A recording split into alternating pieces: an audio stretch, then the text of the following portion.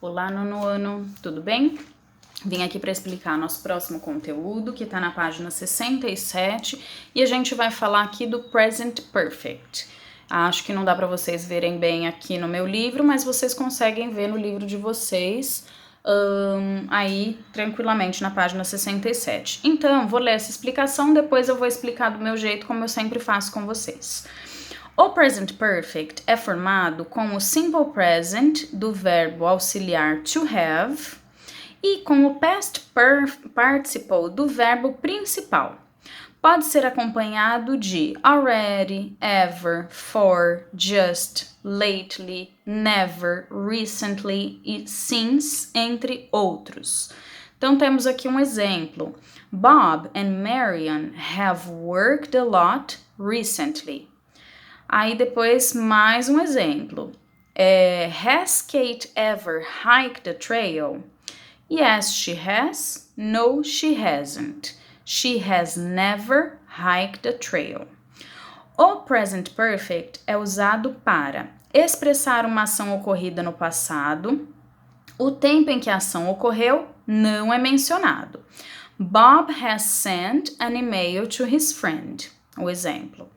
E expressar ações que iniciaram no passado e que podem ou não continuar no presente. Ted has chatted on the net for 2 hours. Meg hasn't seen her grandparents since 2012. Então aqui tem um monte de coisa misturada. Eu vou passo a passo com vocês, talvez esse vídeo fique um pouco mais longo, mas eu acho que fica mais fácil da gente entender. Então vamos lá. Para começar aqui, deixa eu só me ajeitar. Present perfect, então, o que significa esse tempo verbal? O que eu quero que vocês guardem? Que é um passado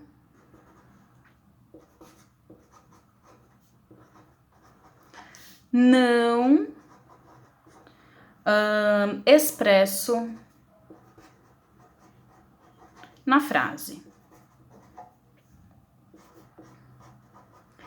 É lógico que não é só isso, mas é mais fácil a gente guardar assim, por enquanto. Depois a gente vê os desdobramentos disso.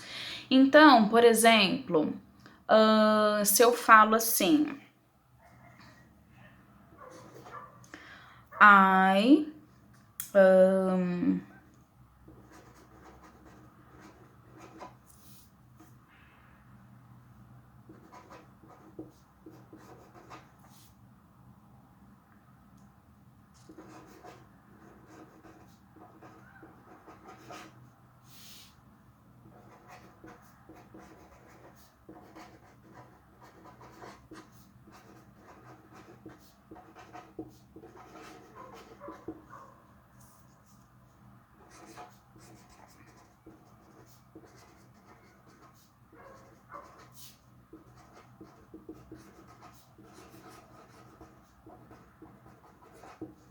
Então, vamos lá. Aqui eu tô falando I danced. Eu tô usando aqui o simple past. Ou a segunda coluninha lá da lista de verbos. E aí, por que eu tô usando o simple past nessa frase? Porque eu tô falando que eu dancei com o Johnny na festa que aconteceu ontem à noite. Last night. Se o present perfect é um passado não expresso na frase, então esta aqui não é um present perfect, porque eu tenho o tempo quando aconteceu essa situação aqui. Vamos ver a outra frase aqui. I have danced with Johnny. Eu dancei com o Johnny. Quando? Não sei.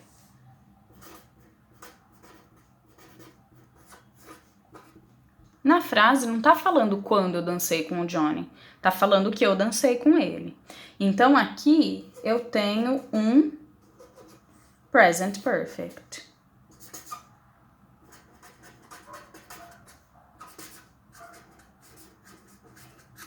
ok? Então, este é o primeiro, a primeira coisa, a primeira característica que a gente tem que guardar. É um passado não expresso na frase, ok? Acho que eu coloquei o celular muito perto da mesa, então não tá dando pra ver a folha toda, mas depois eu mando a foto das folhas pra vocês. Tá, qual é a segunda característica aqui do present perfect? Então eu quero que a gente guarde que é formado por have ou has mais terceira coluna da lista de verbos. Então, como é que é isso? Se eu falar que eu dancei com o Johnny, I have danced with Johnny. Opa, faltou aqui. Se eu falar que a Samara visitou o Gustavo,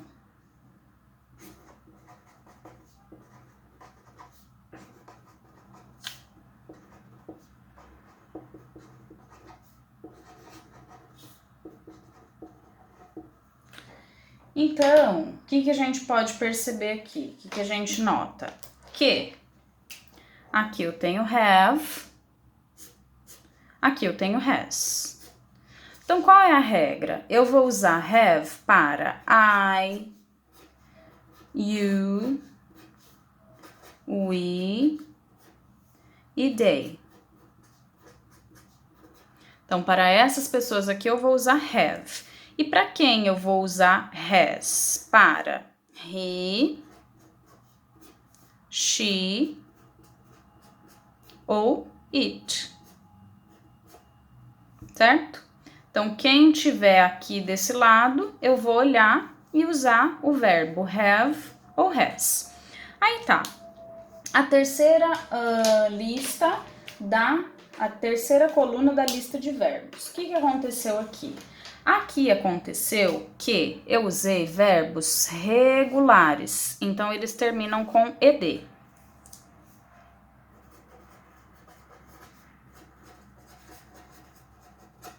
Se eu usar um verbo irregular, eu vou ter que ir lá na primeira coluna, encontrar esse verbo e procurar, não na segunda, mas como ele fica na terceira. Por exemplo, se eu falar que eu comprei um cachorro, deixa eu procurar aqui no livro de vocês, eu sei que eu devia ter feito isso antes, mas deixa eu procurar no livro, que o livro geralmente tem uma lista de verbos. Deixa eu pausar aqui e já volto. Aqui, pessoal, encontrei. Na página 127 de vocês, aí tem lista de verbos irregulares. E tem aquela lista que eu sempre dou também para vocês, né? Então, aqui a gente vai olhar como é que é o verbo, a forma natural dele, infinitivo. Na segunda coluna, a gente tem o simple past. Não é nosso caso. A gente vai usar a terceira coluna para escrever o present perfect. Então, se eu falar que eu comprei um cachorro, ó, comprar é buy. Aí a segunda coluna tá bought. Não é essa coluna que eu vou usar. Eu vou usar como é que ele estiver na terceira. Bought de novo. Então, vou colocar aqui. I have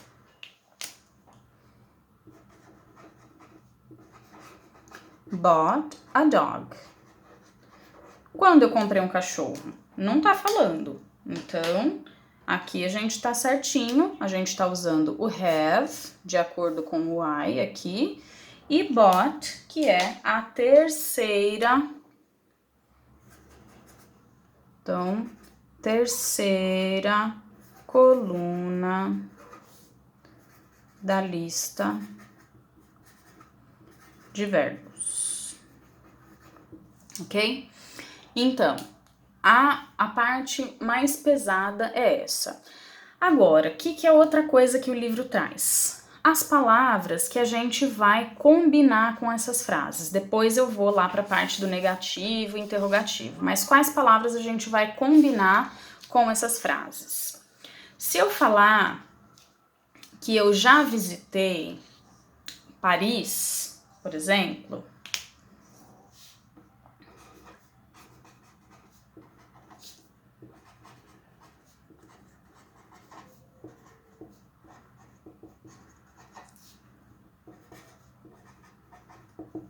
então eu tô falando que I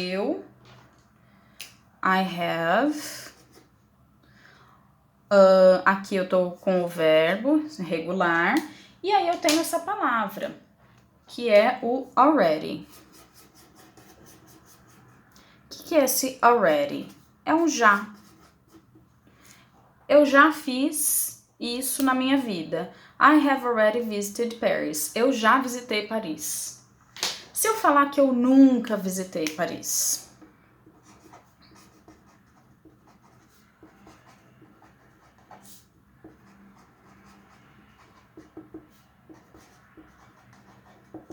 então, I have never visited Paris.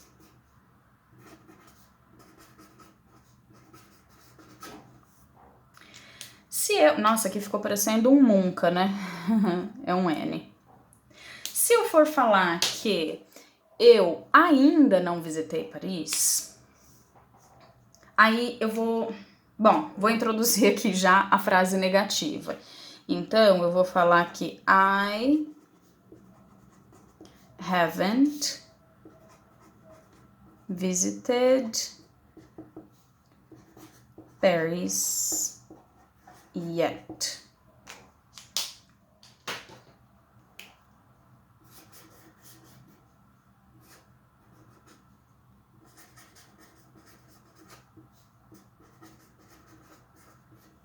Então, eu ainda não fiz isso. E aqui eu já aproveito o gancho para explicar para vocês da forma negativa. Então, bom, essas palavrinhas aqui, o livro traz algumas outras, mas eu só vou explicar essas 3 por enquanto, tá bom? Presta atenção na posição, de onde vem. E aí, nos outros tipos de frase, negativo e interrogativo, eu vou ensinar mais uma palavra, depois eu completo aqui essa folha. Vou pegar outra folha para falar da parte negativa. Falei que ia ficar longo, né, gente? Então, aqui, ó.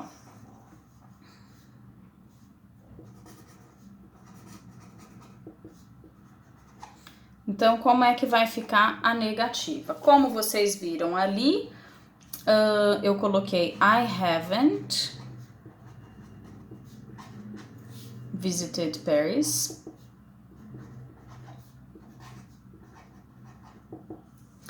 Ou eu vou colocar que Laura hasn't visited Paris. Então tá. Aqui eu tenho o haven't, que é o have mais not. Então tô falando que eu não visitei Paris. Aqui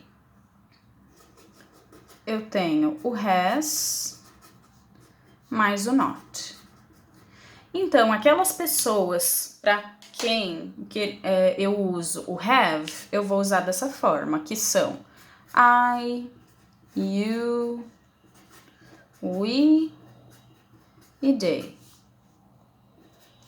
Para aquelas pessoas que eu uso has, eu vou usar dessa forma, que é he, she, it.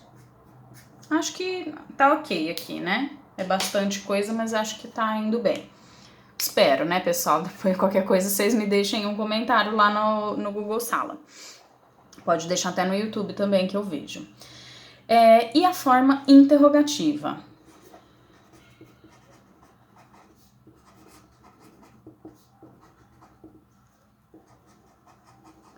Então, a forma interrogativa, eu vou transformar isso aqui em interrogativo. Então, vou colocar have you visited Paris?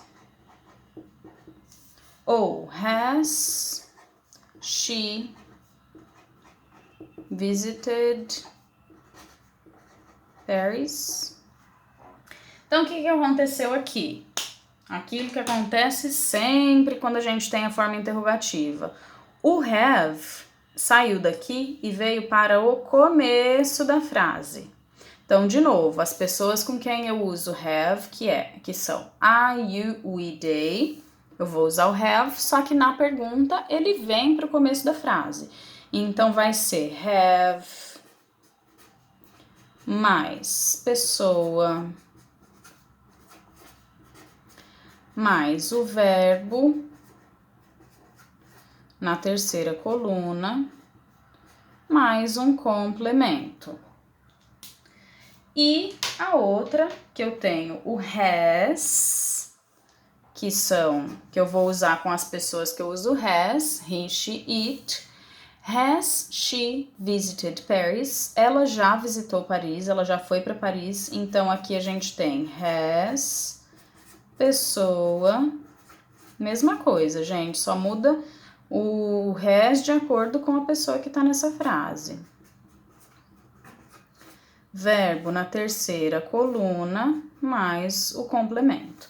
Lembrando que aqui, nesses exemplos, eu estou usando um verbo regular. Então, ele tem ed. Se eu estiver usando um verbo irregular, eu tenho que olhar lá na terceira coluna da lista de verbos. E aí, vou aproveitar aqui o gancho da interrogativa para encerrar com vocês, que o vídeo já tá bem longo, mas ainda tá mais curto que uma aula, para completar essa folhinha aqui dessas palavras que o livro indicou pra gente analisar. Aí a gente tem uma que é se você já fez alguma coisa na sua vida. Então, have you ever visited Paris?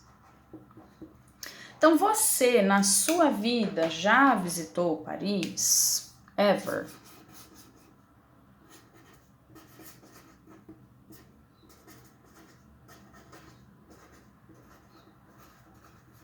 Tipo assim, vou colocar assim pra gente lembrar. Então, olha lá, ó, a pergunta começou com o have, pessoa, aí aqui a gente tem essa palavrinha, mas depois continua normal. O verbo na terceira coluna, mas aqui ele é regular, e o complemento da frase.